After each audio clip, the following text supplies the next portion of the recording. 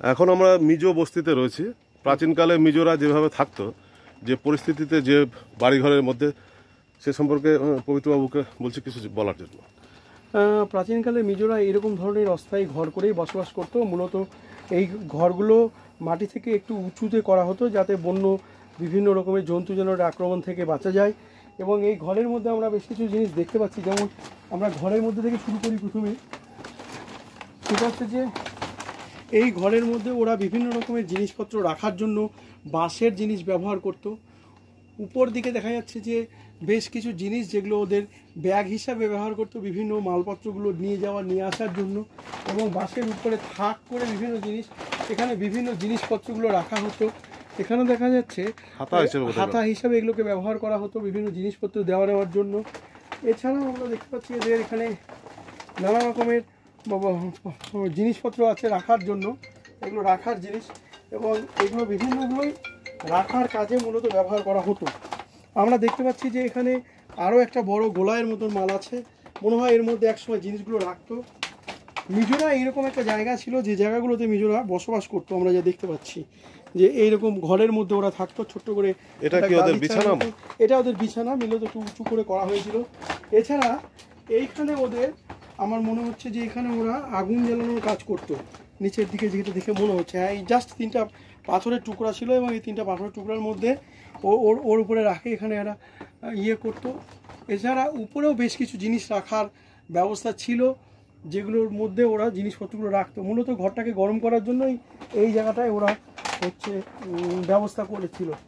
একটা জিনিস লক্ষ্য করে, ভেন্টিলেশনের ব্যবস্থা ছিল। হ্যাঁ, একটা জিনিস লক্ষ্য করলেন যে এতে সমস্ত ন্যাচারাল জিনিস ইউজ হয়েছে। হ্যাঁ, মানে সেই সময় তো প্রাকৃতিক জিনিস ছাড়া অন্য কিছু পাওয়া যেত না, ফলে সবকিছু ওইরকমভাবেই ব্যবহার করা হতো। দরজা কি এদের মধ্যে ব্যবহার বোধহয় ছিল কি ছিল না? না, দরজা বলতে যা সাময়িক একটা বেড়ার গেট ছিল, যে গেটটাকে তারা লাগাতো। এই যে এখানে একটি গেটটা লাগানো আছে, এই গেটটাকে ওরা এভাবে এখানে আটকানো আছে। এই মুহূর্তে কিন্তু এটাকে টেনে দিলে পরে দরজাটা লক হয়ে যেত। আর এছাড়া এইখানে দেখা যাচ্ছে যে বেশ কিছু ওদের কাঠ, মানে লকড়িগুলো রাখা হতো, যেগুলোকে পরে ওরা ফ্রাইয়ের কাজে ব্যবহার করতো। এছাড়া বেশ কিছু জিনিসপত্র আছে, মনে হচ্ছে এগুলো মানে মাছ ধরার জন্য ব্যবহার করা হতো এই সমস্ত জিনিস। কিছু কিছু জিনিসপত্র পেশাই করার জন্য কিছু হাতল টাইপের কিছু জিনিস আছে, যেটা দেখে মনে হচ্ছে যে এর মধ্যে প্রত্যেকগুলোকে এইভাবে ইয়ে করতো, গ্রাইন্ড করতো। হ্যাঁ, গ্রাইন্ড করতো। এই হচ্ছে একটা অনাবিল একটা জীবনযাপন করতো মিজোরা, যে দেখে যাপন হলো। আমরা বর্তমানে এত হাইটেক সোসাইটিতে এই ধরনের জীবনযাত্রা এখনো এরা রেখেছে সোসাইটিকে জানানোর জন্য। অতীত স্মৃতিগুলোকে রেখে দিয়েছে, কিভাবে তারা জীবনযাপন করতো, এবং মূলত সেই সব বাড়িঘরগুলোই ওরা এখনো পর্যন্ত রেখে দিয়েছে। ঠিক আছে।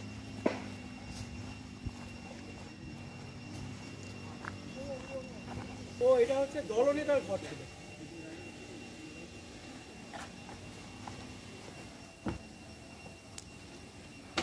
সেই সময়কার দিনে মিজো দলনেতাদের ঘর সম্ভবত এটা ছিল।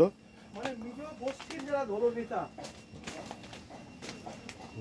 সাধারণ মানুষদের থাকার জন্য এই ব্যবস্থাটা করা ছিল। এটাতে কমন মানুষজন এখানে একসঙ্গে থাকতে পারতো, যা দেখে বোঝা যাচ্ছে। এবং এই ঘরটা আবার আলো তো না, এখানেও একই রকম সিস্টেম করা আছে। ওইখানে আগুন নিভানোর ব্যবস্থা, ওইখানে থাকার ব্যবস্থা, তারপরে ওই একই মানে পরিকাঠামো নিরিখে একই রকম হয় করা ছিল। জিনিসপত্র কাঠেরই তৈরি সব জিনিসপত্র।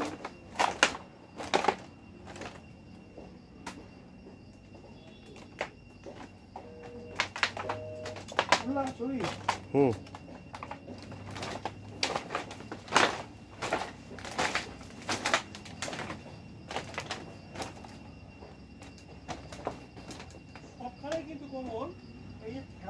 ওই গ্লোবের ম্যাপের মধ্যে দেখেন, ওই উপর দিয়ে গেছে হচ্ছে কর্কটক্রান্তি রেখা, দেখতে পাচ্ছেন এই যে রেখাটা আপনাকে, ওই যে হলুদ রঙের যে সাদা আর কালোর বর্ডার যেটা দেওয়া আছে, ওই যেটা নিচে ওইটা গেছে, ওই রেখাটা।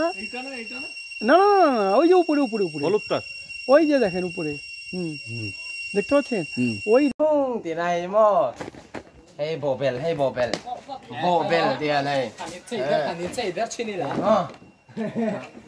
Hey, fight, fight. What? Hey, hey, hey. Dia này. Đây, cái Anh này đi buồn đâu, anh đi lắm. đâu? Cái này, cái này. Buồn, Hết buồn, tiền, hết buồn, tiền. buồn. Tiền suy thêm em. Understand? Understand.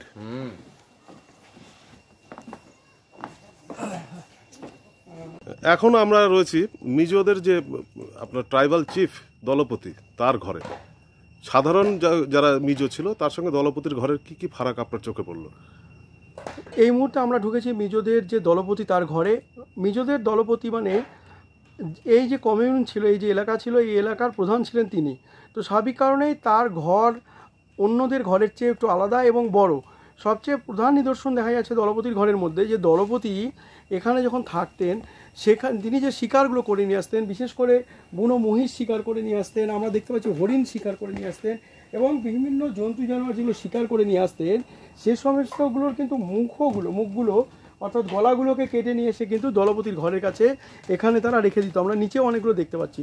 দলপতির ঘরের মধ্যে দেখা যাচ্ছে 3টা stage রয়েছে, মানে প্রথম ঘর, দ্বিতীয় ঘর, তৃতীয় ঘর, পরপর 3টা ঘর রয়েছে। আমরা দেখতে পাচ্ছি প্রথম যে ঘরটা, সেই ঘরের মধ্যে মূলত তারা যে সমস্ত জিনিসপত্রগুলোকে নিয়ে আসতো সেগুলোকে আমরা দেখতে পাচ্ছি যে তারা সেগুলোকে বাঁশেরই জিনিস দিয়ে ওটাকে থ্যাতলা করা হতো এবং থ্যাতলা করে সেটাকে ফ্রাই করে পুড়িয়ে খাওয়া হতো। তো তার ব্যবস্থা রয়েছে প্রথম ঘরে। আমরা যার জন্য এখানে দেখতে পাচ্ছি প্রচুর কাঠের টুকরো রয়েছে, যে টুকরোগুলো তারা এই জ্বালানির কাজে ব্যবহার করত। আমরা এখানেও দেখতে পাচ্ছি এই যে বড় বড় হাতলগুলো আছে, আমরা দেখতে পাচ্ছি যে এই হাতলগুলো মূলত তারা যেটা করতেন সেটা হচ্ছে এগুলোকে নিয়ে আমাদের এর মধ্যে ওরা গ্রাইন্ডিং করতো। এই গ্রাইন্ডিংয়ের জন্য আমার বিভিন্ন রকমের পাত্র রয়েছে। এইটা একটা পাত্র রয়েছে, ওপাশে আর একটা আমরা পাত্র দেখতে পাচ্ছি। এরকম বিভিন্ন পাত্র ছিল এবং এই পাত্রগুলোর মধ্যে তারা সেগুলোকে গ্রাইন্ডিং করতো। এছাড়াও আমরা দেখতে পাচ্ছি যে এটা ছিল প্রথম ঘর ছিল এবং এই ঘরে অদ্ভুত একটা ব্যাপার ছিল যে উঁচুতে ওঠার জন্য কিন্তু তাদের মইয়ের মতন ব্যবস্থা ছিল তৎকালীন আমলে, যেভাবে তারা উপরে উঠতেন এবং তার জন্য আলাদা মইয়ের ব্যবস্থা করা হয়েছিল। এবং আমরা এর পরের ঘরে যখন আমরা ঢুকবো, এটা 2 নম্বর ঘরে, এই ঘরটাতে মূলত একজন বসবাস করতেন। এখানেও তাদের এখানে জিনিসপত্র পোড়ানোর জন্য 3টা মণ্ড করে তার মধ্যে আগুন জ্বালিয়ে এটাকে পোড়ানো হতো। আমাদের মনে হয় যে এর পাশাপাশি উপরেও কিছু ঝলসানোর, খড়ি শেখা বা কিছু ঝলকানোর জন্য এগুলো ব্যবস্থা করা হয়েছিল তার তাপে। এই পাশে আর একটা জিনিস রাখা হয়েছে যেখানে স্টোরেজ হিসাবে বিভিন্ন জিনিসপত্রগুলোকে এখানে স্টোর করে রাখা হতো। এটারও 2-3টা থাক আছে যাতে আগুনে করা যায়। এখানে দেখা যাচ্ছে যে একটা থাকার ব্যবস্থা রয়েছে এবং এখানে জাস্ট বিছানার মতন করা আছে এবং চারিদিকে ঘেরা আছে, হয়তো কোনোভাবে তারা নিজেদেরকে করতো। এবং প্রত্যেকটা জায়গায় আলাদা করে রাখার জায়গা। এখানে আমরা দেখতে পাচ্ছি যে ফুকা রয়েছে যেখানে কোনো তাদের যে সমস্ত মূল্যবান সামগ্রী সেগুলো রাখতো। একইভাবে আমরা দেখতে পাচ্ছি এপাশেও প্রচুর দেখতে পাচ্ছি এই জিনিসপত্রগুলো রাখার জন্য, যেমন এই কোণাতেও আমরা দেখতে পাচ্ছি এখানেও বিভিন্ন জিনিসপত্র রয়েছে যার মধ্যে এই জিনিসপত্রগুলোকে তারা বিভিন্ন সযত্নের মধ্যে রাখতো। এছাড়া এই জায়গাটাকে সুন্দর একটা আর্চের মতন করে একটা ডিজাইন করা ছিল যেখানে জিনিসপত্রগুলোকে তারা সুন্দর করে সারিবদ্ধ করে রাখতো। এটা জমি থেকে একটু উঁচুতে ছিল। এইটা আমাদের মনে হয় যে বিভিন্ন জিনিসগুলোকে হাতার হিসাবে কাজ করাতো। এছাড়াও বিভিন্ন রকমের তাদের বাঁশেরই তৈরি বিভিন্ন রকমের পাত্র রয়েছে, যে পাত্রগুলোর মধ্যে তারা বিভিন্ন জিনিসপত্রকে রাখতো। সেই আমলে কি লোকে খাওয়া দাওয়া এত বড় থালাতে করতে মনে হয়? আমার মনে হয় খাওয়া দাওয়া একটা এত বড় থালাতে না করলেও অন্তপক্ষে এই থালাগুলোর মধ্যে তারা রান্নার পরে সেই জিনিসগুলোকে রাখতো, পরে সেখান থেকে ভাগ করে নিয়ে আলাদা আলাদা করে দিত। এবং দেওয়ার জন্য আমরা যেমন এখন এই যে বিভিন্ন রকমের জিনিসপত্রে, এটা একটা বেসিক্যালি চামটি, যেটাকে আমরা চিমটা বলি, সাঁড়াশির মতন কাজ করতো এই মালটা এই কাজের জন্য। এটা হাতার মতন কাজ করতো, এটা হচ্ছে খুন্তির কাজ করতো। এরকম বিভিন্ন রকমের জিনিস রয়েছে। এইটা মূলত বিভিন্ন জিনিসকে এরকম করে ছাঁচার জন্য ব্যবহার করা হতো। তো এই রকম বিভিন্ন জিনিস এখানে রাখা হয়েছে। এখানে একটা ছোটো শোয়ার জায়গা আছে ওদের, এ পাশেও একটা শোয়ার জায়গা আছে। এবং আমাদের যেটা মনে হয় যেহেতু মূলত মিজোরা একটু শর্ট হাইটের, যার জন্য ওদের ঘর এই খাটগুলোও কিন্তু ছোট, মোটামুটি 5.5-6 ফিটের খাটগুলো রয়েছে। এখানে 3টা ঘর রয়েছে, এখানেও আগুন জ্বালানোর ব্যবস্থা রয়েছে। এটা আমরা ঢুকেছি 3য় নম্বর ঘরে। এইখানে আমরা দেখতে পাচ্ছি এখানেও একই কায়দায় এবং প্রত্যেকটা যেখানে পোড়ানো হতো তার উপরে পরপর 2টো করে র্যাক বানানো হয়েছে, যেখানে তার তাপে হয়তো বিভিন্ন জিনিসগুলোকে শেখা হতো। এছাড়া আমাদের মনে হচ্ছে এই জায়গাটা ওদের দলনেতার বৈঠকখানা, বা যেখানে বসে বিভিন্ন কমিউনের নির্দেশগুলো দিতেন এবং দলনেতা এখানে বসেই তার এই এলাকা পরিচালনা করতেন।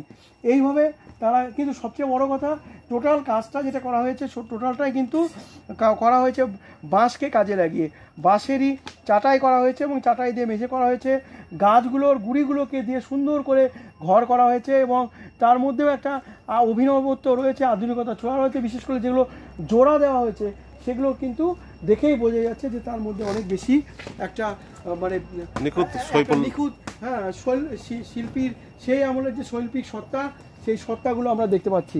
মূলত উপরে চাল বলতে এটা বোধহয় উলু খড়ের চাল দেওয়া হয়েছে, গোটাটাতে চালটা উলু খড়ের দেওয়া হয়েছে। এছাড়াও ভেন্টিলেশনের জন্য বিভিন্ন জায়গায় এরকম আলাদা আলাদা করে আপনার জানলা করা আছে। সবচেয়ে বড় কথা এই প্রত্যেকটা জানলাই কিন্তু আবার বন্ধ করারও বুদ্ধি রয়েছে। এটা এই মুহূর্তে এটাকে খোলা যাচ্ছে না, কিন্তু এরা এটাকে টানলে পরে, এটা এইভাবে টানলে পরে এটা অটোমেটিক্যালি বন্ধ হয়ে যায়। এবং বন্ধ শুধু নয়, এইটাকে আবার কিন্তু টাঙানোরও ব্যবস্থা রয়েছে, আমরা দেখতে পাচ্ছি। এইভাবে এটাকে ওরা বড় করে এখানে পরবর্তীতে এখানে দিয়ে এটাকে এইভাবে দিয়ে ভেন্টিলেশন যাতে ঠিকঠাক হয় তার জন্য এটাকেও এভাবে রেখে দিত। এইরকম নানা রকমের ব্যবস্থা রয়েছে এদের মধ্যে, যে ব্যবস্থাগুলো সেই আমল থেকে তারা তাদের মতন করে ব্যবহার করতো বলে আমাদের মনে হয়েছে।